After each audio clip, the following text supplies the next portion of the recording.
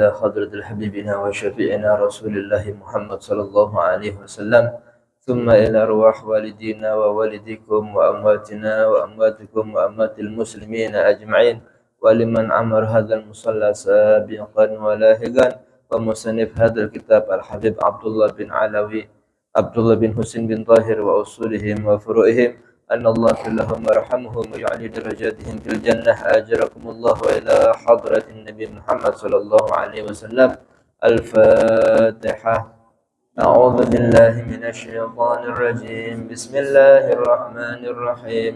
الحمد لله رب العالمين الرحمن الرحيم مالك يوم الدين إياك نعبد وإياك نستعين اهدنا الصراط المستقيم صراط الذين أنعمت عليهم غير المغضوب عليهم ولا الضالين.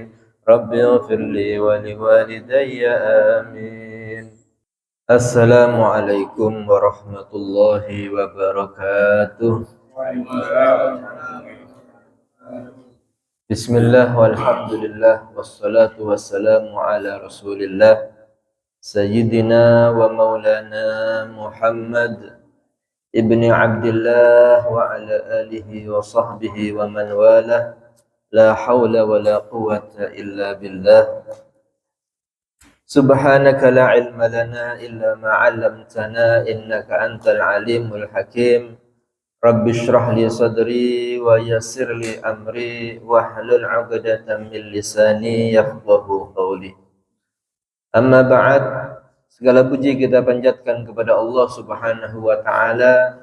Di malam hari ini kita semua dapat berkumpul di tempat yang diridhai oleh Allah dalam majelis yang penuh dengan rahmat Allah, majelis ilmu yang dikatakan duduk di majelis ilmu sesaat ini lebih baik daripada salat sunnah 1000 rakaat. Semoga kita semua mendapatkan pahala besar dari ilmu yang kita pelajari tentang ilmu agama, dan tiada lupa semoga pahalanya dihadiahkan kepada orang tua kita, guru-guru kita, ahli kubur kita semua. Semoga para ahli kubur diterima amal ibadahnya, diampuni dosa-dosanya, amin ya rabbal alamin.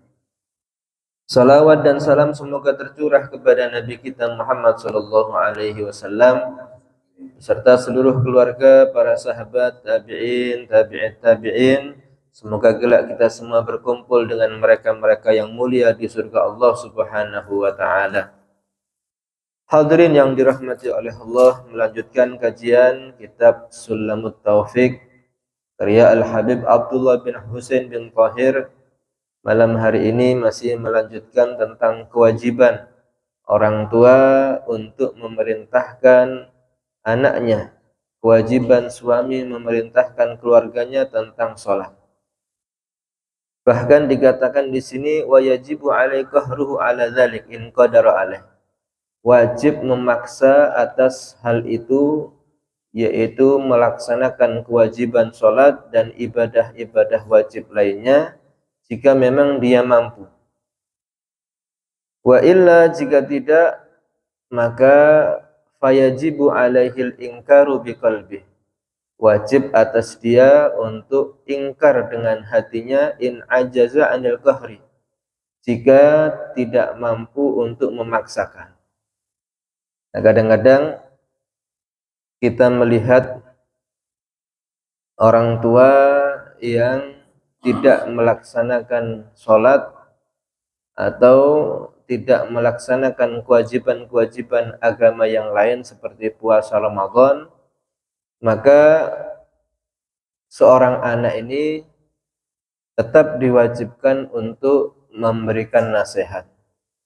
Tetapi kalau memang dengan memberi nasihat tadi tidak menggunakan kata-kata yang baik, dengan akhlak, dengan kesopanan, justru akan membuat orang tua semakin marah, emosi, sehingga bisa-bisa mendoakan jelek kepada anaknya. Nah, seperti ini sikap yang dilakukan memang kadang-kadang tidak bisa memaksakan. maka minimal kita harus ingkar dengan apa yang dilakukan orang yang tidak beribadah kepada Allah, tidak setuju dengan apa yang mereka lakukan. Kemudian kita doakan semoga Allah berikan hidayah kepada mereka, semoga terbuka hatinya untuk bisa taat kepada Allah Subhanahu wa taala. Kemudian wal amru wadzalika ad'aful iman. Dan itu paling lemahnya iman. Ingkar dalam hati itu iman, kekuatan yang paling lemah. Karena Nabi Muhammad SAW menyatakan dalam hadis, man ra'a minkum munkaran falyughayyirhu biyadihi, fa illam yastati' fa bi lisanihi, fa illam yastati' fa bi qalbihi, wa dzalika ad'aful iman. Nabi menyatakan siapa orang yang melihat kemungkaran. Mungkar itu kalau dia lihat maka harus dia rubah dengan tangan. Jika dia tidak mampu maka berusaha merubah dengan lisan, dengan nasihat. Jika dia tidak mampu juga maka harus dia ingkar dengan hatinya. Dan itu paling lemahnya iman.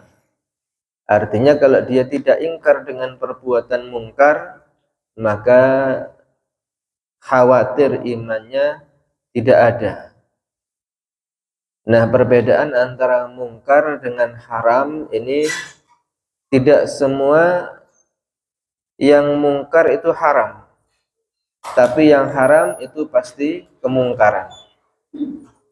Contohnya, maaf, kadang-kadang kalau melihat anak kecil berbohong. Anak kecil itu tidak ada catatan pahala dan tidak ditulis dosa perbuatan yang dilakukan. Tapi khusus untuk pahala ini, orang tuanya akan mendapatkan bagian pahala ibadah anak sebelum balik. Karena berkat orang tuanya, dia bisa melakukan ibadah kepada Allah Subhanahu wa ta'ala.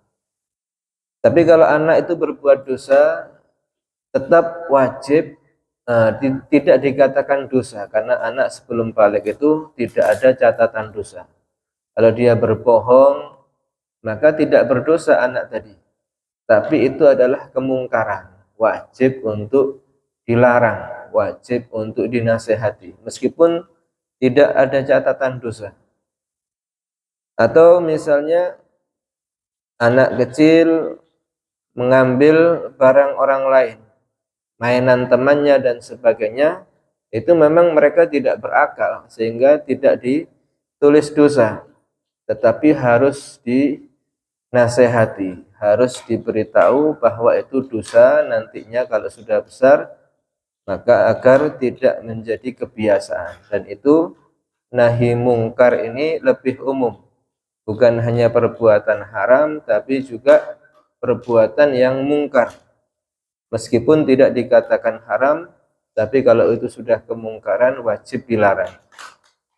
Ada orang gila misalnya, mau berbuat kerusakan, maka harus dilarang. Mau melempar rumah orang, dilarang seperti itu. Meskipun dia tidak dikatakan dosa, karena orang gila tidak berakal, maka tetap diwajibkan untuk nahi mungkar. Kalau mampu dengan tangan, maka dilakukan. Para ulama mengatakan bahwa kemampuan ini bergantung status atau kedudukan seseorang. Orang yang mampu nahi mungkar dengan tangan adalah orang-orang yang memiliki kekuasaan. Kalau dalam rumah tangga adalah seorang ayah atau kepala rumah tangga memiliki kekuasaan kepada keluarganya. Atau kalau dalam lingkungan, ya berarti kepala lingkungan tersebut. Kepala desa, kepala kecamatan, bahkan kepala negara itu memiliki kewajiban merubah kemungkaran dengan tangan. Karena lebih berefek kalau yang melakukan ini orang-orang yang memiliki kekuasaan. Kadang-kadang dalam satu kampung ada perbuatan judi misalnya, sabung ayam dan sebagainya. Ribuan orang yang menasihati kadang-kadang tidak didengar, tetap akan dilakukan seperti itu. Tapi kalau sudah ditegakkan hukum oleh para aparat, langsung dalam satu keadaan menjadi hilang itu kemungkaran. Maka yang lebih berefek dalam mencegah kemungkaran itu sebenarnya adalah para pemilik kekuasaan. Dengan tangan mereka bisa merubah secepat itu. Kalau para ulama ini hanya sebatas memberikan penjelasan, memberikan nasihat agar mereka paham, agar mengerti bahwa yang dilakukan ini adalah perbuatan dosa. Kalau tidak bisa, maka harus ingkar dengan hati, tidak bergabung dalam kegiatan tersebut. Allah Subhanahu wa ta'ala banyak menjelaskan tentang bahaya perbuatan dosa jika tidak dilakukan amar ma'ruf nahi mungkar. Allah Subhanahu wa ta'ala di dalam Al-Qur'an mengatakan lu'inal ladzina kafaru min bani Israil 'ala lisani Dawud wa Isa bin Maryam. Dzalika bima asaw wa kanu ya'tadun. Kanu la yatanahawna 'an munkarin fa'aluh. Labi'sa ma kanu yaf'alun. Dilaknat orang-orang kafir dari Bani Israel atas lisan Nabi Dawud dan Nabi Isa bin Maryam. Jadi orang-orang Bani Israel itu dari keturunan Nabi Yakub itu banyak dilaknat oleh Allah Subhanahu wa ta'ala melalui lisan para nabi. Nah, kalau sudah nabi yang mendoakan umatnya diberikan laknat oleh Allah, pasti terjadi. Umat Nabi Dawud itu diceritakan dilaknat menjadi kera di daerah Ailah. Karena mereka itu di dalam Al-Quran diterangkan dilarang untuk berburu ikan di hari Sabtu. Daerah Ailah ini dekat laut. Nah, hari Sabtu itu biasanya ikan-ikan yang di laut ini menepi. Bahkan bisa diambil tanpa alat. Dan banyak sekali.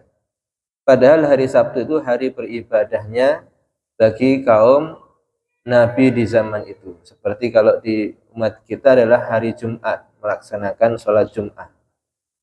Tapi kalau di hari-hari lain, ikan-ikan ini tidak menepi, harus mencarinya ke tengah laut dan kadang-kadang hasilnya tidak banyak.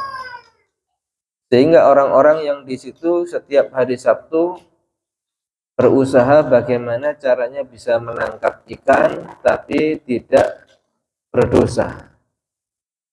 Akhirnya datang iblis memberikan saran. Nah, ini namanya khilah atau manipulasi hukum. Bisa melakukan perbuatan yang dilarang tapi terlihat caranya tidak salah.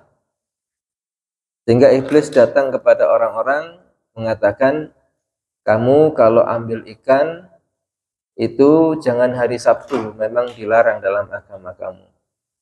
Tetapi di hari Jumat sore itu kamu buat perangkap-perangkap di pinggir pantai, gali lubang, kemudian pasang jaring di situ, sehingga nanti ketika hari Sabtu ikan-ikan menepi, semuanya banyak yang terjaring ikannya.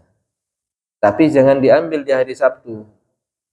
Nanti setelah itu besoknya kamu ambil, kan banyak dapatnya. Nah, dengan cara seperti itu logikanya memang tidak mengambil ikan di hari Sabtu.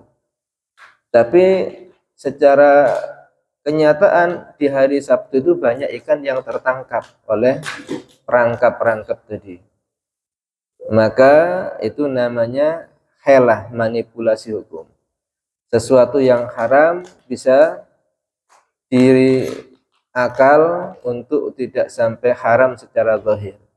Bisa menjadi tidak haram, namun tujuannya tetap adalah menghalalkan yang haram.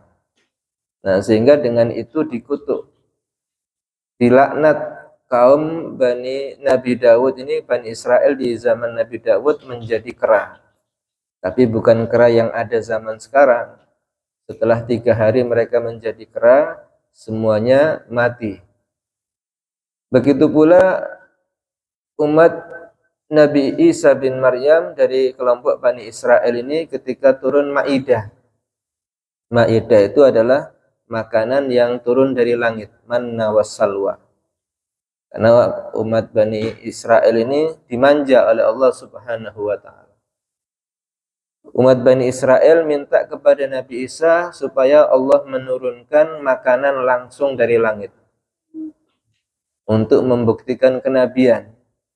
Maka Allah turunkan, tapi dengan syarat jangan sampai disimpan. Kalau disimpan, maka itu akan mendapatkan laknat dari Allah Subhanahu wa taala. Maka diturunkan manna wassalwa. Man itu kalau salwa ini burung dari surga yang sudah dipanggang. Kalau man ini madu yang putih warnanya. Nah, setiap hari mereka kalau lapar langsung turun dari langit makanan seperti itu. Tapi ternyata ada sekelompok orang-orang Bani Israel ini karena dia merasa ragu akan jaminan rizki dari Allah. Ya, kalau besok datang lagi seperti ini. Kalau besok tidak datang, maka kita tidak bisa menikmati lagi. Akhirnya disimpan. Makanan yang datang turun dari langit ini disimpan, ditimbun, dan itu menjadikan mereka dilaknat oleh Allah menjadi babi khinzir dan sifatnya sangat rakus. Itu daripada orang-orang Bani Israel di zaman Nabi Isa bin Maryam. Kenapa mereka dilaknat? Dzalika bima asaw wa kanu ya'tadun. Itu karena mereka bermaksiat kepada Allah dan melampaui batas. Kanu la yatanahawna 'an munkarin fa'aluh. Dan mereka dulu itu tidak mencegah apa yang kemungkaran dilakukan oleh teman-temannya. Sudah tahu ada temannya yang menimbun makanan yang turun dari langit ini, tidak dilarang supaya Allah tidak melaknat mereka, dibiarkan seperti itu. Nah, orang yang membiarkan kemaksiatan, tidak melakukan nahi mungkar, ini bisa-bisa juga terkena adab dari Allah Subhanahu wa taala. Labi sama kanu yaf'alun, dikatakan jelek apa yang telah mereka lakukan. Membiarkan orang berbuat dosa itu berbahaya. Sampai-sampai digambarkan oleh para ulama itu, kita ini di dunia ini ibaratnya seorang, satu kelompok orang yang naik di perahu besar yang punya beberapa tingkat dek. Ada yang tingkat bawah, mungkin ini orang-orang yang kelas ekonomi, kemudian juga barang-barang, ada yang tengah, ada yang atas. Kemudian dalam perjalanan di tengah laut ini, kalau orang-orang yang atas ini mau ambil air, maka dia harus turun ke bawah untuk minum dan sebagainya. Yang kedua juga sama. Kalau misalkan air tadi diletakkan di tengah atau di atas, maka kelompok yang bawah ini harus naik ke atas untuk ambil air. Nah, maka ada salah satu orang yang bodoh di kelas dek yang bawah ini mengatakan, kenapa kita harus ke atas kalau mengambil air? Kan di bawah kita ini air semua. Kalau misalnya bukan di lautan tapi di danau yang air tawar, ya kita tinggal lobangi saja, nanti akan ada air di situ. Nah, bagaimana reaksi orang yang ada di lantai 2, lantai ketiga melihat ada orang-orang di lantai bawah yang mau melobangi perahu untuk mengambil air ini? Ya otomatis mereka harus mencegah, melarang, supaya menyelamatkan seluruh penumpang kapal. Kalau tidak dilarang, maka akan menenggelamkan seluruh kapal ini. Nah, begitulah dunia ini.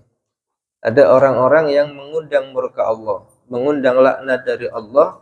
Kalau dibiarkan, maka bukan hanya orang itu yang terkena, semua orang yang di sekitar situ juga akan terkena bala musibah dari Allah Subhanahu wa taala.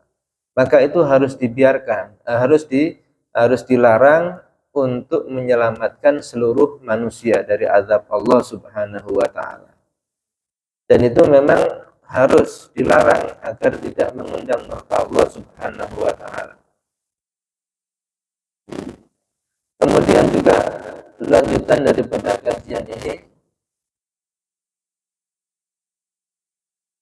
wa yajibu tarku jami'il muharramat wa nahyul murtakibiha wa man'uhu qahran. Wajib juga meninggalkan semua yang diharamkan dan melarang orang-orang yang melakukan perbuatan haram tadi. Dan itu harus dilakukan dengan paksa kalau perlu. In qadara alaihi, jika dia mampu melakukannya. Wa illa wajaba alaihi ayyunkira dzalika biqalbihi wa mufaraqatu maudhi'il ma'siyah. Jika tidak mampu, wajib dia ingkar dengan hati dan meninggalkan tempat kemaksiatan tersebut. Apa haram itu? Wal haramu ma tawa'adallahu murtakibahu bil azab bil iqab wa wa'ada tarikahu bis sawa. Wa wa'ada tarikahu bis sawa. Yang dikatakan haram dalam usul pengertiannya adalah perkara yang Allah mengancam pelakunya dengan siksa dan menjanjikan orang yang meninggalkannya dengan pahala. Kalau dilakukan berdosa, kalau ditinggalkan berpahala. Itu namanya haram. Nah, haram ini banyak sekali. Wajib bagi kita untuk amar ma'ruf nahi mungkar. Bagi yang mampu dengan tangan, harus dengan tangan. Kalau tidak mampu, maka harus dengan lisan ataupun dengan hati, serta jangan bergabung dengan mereka. Orang-orang yang diceritakan di Al-Quran itu seperti kaum Nabi Lut. Kaum Nabi Lut ini, na'udzubillah, orang-orang yang suka sesama jenis, kelompok LGBT. Yang laki-laki suka dengan laki-laki, yang perempuan dengan perempuan. Dan itu tidak bisa dirubah, sudah menjadi penyakit yang kronis berat. Maka ketika Allah Subhanahu wa taala ingin menurunkan azab kepada kaum Nabi Lut ini yang ada di daerah Sodom, maka Allah memerintahkan Nabi Lut dan keluarganya untuk menghindar, karena tidak bisa dirubah. Tapi ada yang tidak percaya dengan apa yang akan Allah turunkan, yaitu istri Nabi Lut ini. Dia tidak ikut menghindar. Maka ketika turun azab, semua yang di daerah itu terkena azab dari Allah, dan orang-orang yang menghindar bersama Nabi Lut ini yang selamat. Artinya tetap diwajibkan kita untuk menghindar daerah-daerah, lokasi-lokasi yang di situ dijadikan ajang perbuatan dosa. Nah, kalau kita tidak bisa menghindar dan itu ada di daerah kita, wajib kita nahi mungkar, larang, supaya tidak turun azab Allah Subhanahu wa taala. Ya, contoh yang na'udzubillah yang terjadi sekarang ini, misalnya ada pengedar narkoba di daerah lingkungan kita ini. Kalau tidak diusir atau tidak dilaporkan supaya diamankan ke penjara, ke lembaga pemasyarakatan, bahaya. Bisa-bisa dia akan memberikan narkoba itu kepada semua orang yang di lingkungan tersebut secara cuma-cuma. Bukan hanya orang dewasa, kadang-kadang orang anak-anak kecil akan diberikan narkoba, sehingga daerahnya menjadi daerah yang rusak. Dan kalau sudah ada penggerebekan, maka bisa-bisa satu lingkungan ini menjadi tersangka karena dekat dengan orang yang mengedarkan narkoba. Oleh karena itu harus orang-orang yang bermaksiat itu segera, kalau kita mampu dengan tangan ditangani, kalau tidak mampu ya dilaporkan supaya dijauhkan dari daerah lingkungan orang-orang yang baik agar tidak merusak yang lain. Sebagaimana penyakit, orang yang memiliki penyakit menular itu harus dikarantina. Jangan ada di tengah-tengah orang yang sehat. Bukan orang yang sehat bukan orang yang sakit akan tertular sehat, justru orang yang sehat akan tertular sakit, itu yang terjadi. Dan zaman seperti itu sudah dikabarkan oleh Rasulullah Shallallahu Alaihi Wasallam dalam sebuah hadis riwayat Abu Umamah Al-Bahili radhiyallahu an Nabi Shallallahu Alaihi Wasallam annahu qala, Nabi Rasulullah Shallallahu Alaihi Wasallam bersabda, kaifa antum idza tagha nisaukum wa fasaqa syubbanukum wa taraktum jihadakum. Nabi pernah bertanya kepada para sahabat. Di zaman sahabat ini generasi terbaik, orang laki-lakinya soleh, perempuannya solihah, para pemudanya adalah anak-anak yang berbakti kepada orang tua, yang taat kepada Allah Subhanahu wa ta'ala. Nabi bertanya, bagaimana tanggapan kalian jika perempuan-perempuan kalian sudah kurang ajar dan pemuda-pemuda kalian sudah banyak melakukan dosa dan kalian sudah meninggalkan jihad fisabilillah? Maka kalau kita kembali ke zaman para sahabat itu, pertanyaan seperti ini sesuatu yang langka, yang aneh. Tidak ada zaman Nabi itu perempuan yang membangkang kepada suami. Tidak ada perempuan yang kurang ajar dalam omongannya, dalam tingkah lakunya, apalagi yang na'udzubillah melakukan perbuatan-perbuatan haram. Maka apa kata para sahabat? Qalu wa inna dzalika lakainun ya Rasulullah. Apakah hal itu akan terjadi ya Rasulullah? Perempuan akan keluar rumah tanpa izin, akan pemuda-pemuda ini melakukan hubungan yang bebas, padahal zaman dahulu sangat pemalu. Apa kata Rasulullah? Qala na'am walladzi nafsi biyadihi wa asyaddu minhu sayakun. Nabi menyatakan benar, dan aku sumpah atas jiwaku yang ada dalam genggamannya, yaitu Allah. Dan bahkan yang lebih berat dari itu akan terjadi, kata Rasulullah. Qalu wa ma asyaddu minhu ya Rasulullah. Para sahabat tanya, apa yang lebih berat, yang lebih buruk daripada hal itu? Qala, Rasulullah berkata, kaifa antum idza lam ta'muru bima'rufin wa lam tanhau an munkarin. Nabi berkata, bagaimana tanggapan kalian jika kalian sudah tidak mau melakukan amar ma'ruf nahi mungkar? Di zaman sahabat ini jangankan orang itu berbuat kemungkaran di jalanan, bahkan kemungkaran yang tersembunyi saja mereka takut. Apalagi kalau ketemu dengan Sayyidina Umar bin Khattab. Siapa orang yang berbuat dosa tanpa segan, Sayyidina Umar ini langsung menghukum dengan tegas. Maka tidak ada pelanggaran hukum di zaman Nabi yang bermacam-macam. Dan mereka semua diperintahkan untuk kebaikan. Salat berjamaah, melakukan hal-hal yang diwajibkan oleh Allah Subhanahu wa ta'ala. Sehingga tidak ada pelanggaran di zaman para sahabat. Maka ketika ditanya itu mereka heran. Qalu wa ka'inun dzalika ya Rasulullah. Apakah ada ya Rasulullah orang yang tidak mau amar ma'ruf nahi mungkar? Ya, orang yang acuh tak acuh dalam urusan agama. Qala na'am. Maka Nabi menjawab, iya. Walladzi nafsi biyadihi wa asyaddu minhu sayakun. Dan demi zat yang jiwaku di genggamannya, yaitu Allah, yang lebih buruk dari itu akan ada. Qalu, maka para sahabat bertanya, wa ma asyaddu minhu, apa yang lebih buruk ya Rasulullah? Qala kaifa antum idza ra'aitumul ma'rufa munkaran wa ra'aitumul munkara ma'rufa. Bagaimana pendapat kamu jika kalian melihat yang ma'ruf, yang baik itu sudah dianggap buruk, dan orang yang melakukan kemungkaran itu sudah dianggap baik? Kebalik, yang asalnya baik dianggap buruk, yang asalnya buruk menjadi dianggap baik. Na'udzubillah. Ya, kalau dulu orang-orang yang maaf membuka aurat itu menjadi aib besar.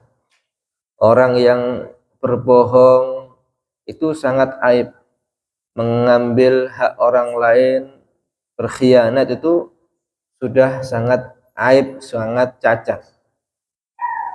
Maka kalau dilihat saat ini, justru orang-orang yang menutup aurat ini dianggap tidak tepat dengan zamannya, tidak baik. Orang-orang yang jujur dianggap tidak bisa maju. Orang-orang yang tidak mengikuti sistem yang korup dianggap kolot dan sebagainya. Yang baik dianggap buruk, yang buruk dianggap baik. Ini masih anggapan. Dan itu terjadi. Qalu wa ka'inun dzalika ya Rasulullah. Para sahabat heran, apakah akan terjadi seperti itu ya Rasulullah? Qala na'am. Walladzi nafsi biyadihi wa asyadu minhu sayakun. Demi Allah, yang lebih buruk dari itu akan terjadi juga. Kalau yang buruk dianggap baik, yang baik dianggap buruk, itu bagi kita sudah lumrah. Orang yang pemuda yang rajin ke masjid, yang ahli sholat, ahli ngaji, itu sekarang dianggap pemuda yang tidak maju. Justru pemuda yang tidak pernah sholat, yang tidak bisa baca Quran itu pemuda yang keren. Nah, ini sudah kebalik pola pikirnya. Galu, maka para sahabat bertanya, wa ma asyadu minhu ya Rasulullah, apa yang lebih buruk lagi ya Rasulullah dari itu? Gala, Rasulullah berkata, kaifa antum idza amartum bil munkar wa nahaitum 'anil ma'ruf. Bagaimana pendapat kalian jika kalian sudah memerintahkan kemungkaran dan mencegah perbuatan ma'ruf? Justru yang diperintahkan ini yang dosa, justru perbuatan baik dilarang. Nah, ini sudah kebalik sudah. Kalau tadi hanya anggapan, sekarang sudah aksi. Perbuatan yang baik dilarang, yang buruk diperintahkan. Kalau ingin kerja di sini buka auratnya. Nah, ini melarang perbuatan yang baik. Kalau kerja di sini dilarang sholat Jum'ah. Nah, ini melarang perbuatan baik. Atau justru diperintahkan yang haram. Kalau ingin kerja di sini misalnya harus mengucapkan atau melakukan atribut hari agama lain, hari raya agama lain. Nah, harus memakai baju Sinterklas dan sebagainya. Nah, ini sudah kebalik semua zaman sekarang. Yang baik dilarang, yang buruk diperintahkan. Bagaimana kalau sudah seperti ini? Qalu wa ka'inun dzalika ya Rasulullah, maka para sahabat berkata, apakah akan terjadi seperti itu ya Rasulullah? Qala na'am. Walladzi nafsi biyadihi wa asyadu minhu sayakun. Nabi berkata, dan yang itu akan terjadi, kata Nabi. Aku bersumpah demi Allah. Yaqulullahu ta'ala bi halaftu. Maka Nabi menyatakan Allah sudah bersumpah. La utihanna lahum fitnatan yasirul halimu fiha hayran. Kalau sudah seperti itu, aku Allah akan datangkan kepada mereka sebuah fitnah. Orang-orang yang pintar, orang-orang yang bijaksana itu di situ akan dibuat bingung. Bagaimana untuk mengarahkan manusia ini? Ketika cacian, ketika omongan kotor ini sudah menjadi lumrah di masyarakat. Ketika penyebaran hoax, kebohongan itu sudah sistematis dibuat. ketika korupsi mengambil hak orang lain ini sudah sangat besar, tidak bisa dibendung lagi. Apa yang harus dilakukan orang-orang bertakwa kepada Allah, orang-orang yang mengerti ilmu agama? Tidak ada, semakin bingung dan semakin bingung. Dan ini memang fitnah yang Allah berikan ketika hal itu terjadi. Oleh karena itu, apa yang dikabarkan oleh Rasulullah SAW ini memang terjadi, dan itu kebenaran sabda Nabi. Nabi itu berbicara berdasarkan wahyu Allah. Tapi ada satu kaidah di dalam kenapa semua ini menjadi lumrah, orang yang berbuat dosa ini dianggap biasa. Justru orang-orang soleh yang ke masjid, yang membawa kitab, yang membaca Al-Quran ini dianggap asing zaman sekarang. Ini karena perubahan itu dilakukan secara konsisten dan tidak ada pencegahan. Ya. Dikatakan mindset itu bisa merubah sebuah hukum. Dulu misalnya orang berbohong, kalau anak-anak kecil itu dulu berbohong ini biasanya kalau orang tuanya memberikan lombok, ya di lombok mulutnya supaya tidak berani lagi berbohong. Tapi sekarang berbohong ini sudah menjadi alat untuk politik, alat untuk membohongi masyarakat, dan semuanya sudah sistematis seperti itu. Kalau tidak bohong, dia tidak akan dipilih. Sehingga kalau ingin mendapatkan simpatisan dan sebagainya, ya otomatis dia akan berbohong. Kalau sudah satu orang melakukan ini terus akan dilakukan berulang-ulang, sehingga berbohong dalam hal seperti ini dianggap biasa. Padahal ya dosa. Nah, sesuatu kesalahan yang selalu dianggap biasa dan tidak ada yang mencegah itu menjadi lama-lama dianggap tidak salah. Justru yang orang jujur, orang-orang yang tidak mau berbohong itu tidak akan dibenarkan dalam urusan-urusan seperti itu. Oleh karenanya hal-hal semacam ini dalam hadis itu dikatakan bagaimana solusinya ketika keadaan sudah sangat kacau seperti itu, maka kita diharuskan untuk fokus dengan diri sendiri. Jangan terlalu banyak mengurus orang lain. Idza ra'aitum syuhan muta'an, kata Rasulullah dalam hadis itu, jika kalian melihat ya sifat rakus yang dituruti, selalu diikuti sifat rakus ini. Wa hawan muttaba'an, dan hawa nafsu yang selalu dituruti, ingin apa saja dituruti.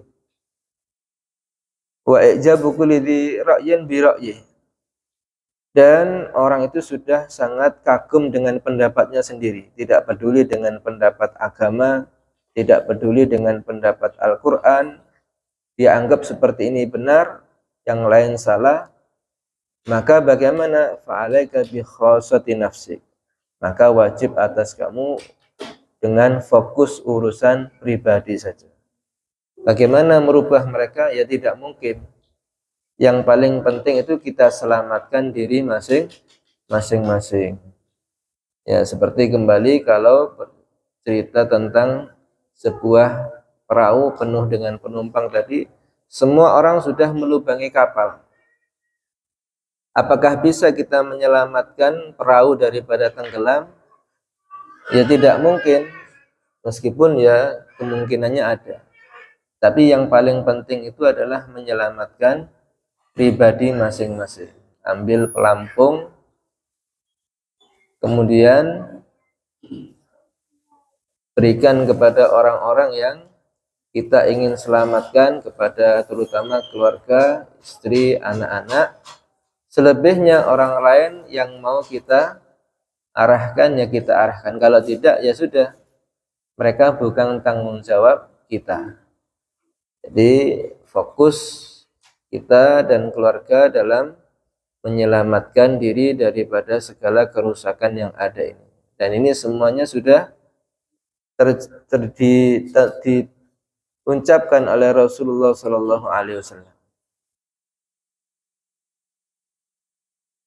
Dan semua ini dikatakan dalam hadis Rasulullah Sallallahu Alaihi Wasallam, Innallaha la yu'adzibul khasah bidzunubil 'ammah hatta yural munkar baina adhurihim wa hum qadiruna ala an yunkiru fala yunkiru.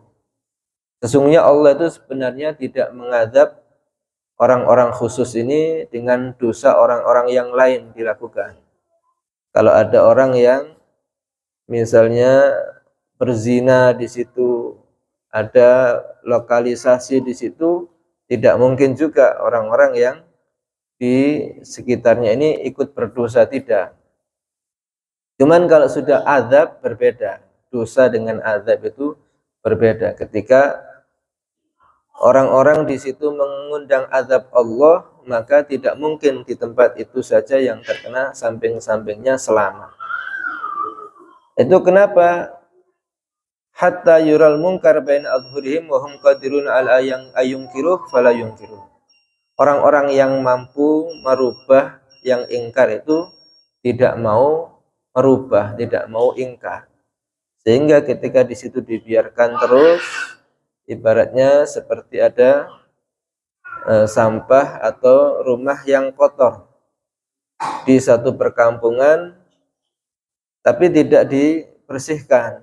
Sehingga ketika ada nyamuk yang ada di situ, tidak mungkin orang yang di rumah ini saja yang digigit nyamuk. Semua yang ada di sekitar pasti juga akan digigit oleh nyamuk, sehingga jadi wabah demam berdarah dan sebagainya. Dari satu rumah ini mengakibatkan semua rumah yang di sampingnya juga terkena dampaknya. Oleh karena itu berbahaya kalau ada di lingkungan kita maksiat-maksiat, perbuatan-perbuatan dosa, karena akan berdampak pula kepada orang-orang yang baik. Semoga kita semua diberikan hidayah oleh Allah, bisa taat, melakukan ketaatan kepada Allah, dijauhkan dari kemaksiatan, dan semoga tempat kita, lingkungan kita dijauhkan daripada musibah, dalam keadaan selalu diberikan aman oleh Allah Subhanahu wa taala. Wal afu minkum. Assalamualaikum warahmatullahi wabarakatuh.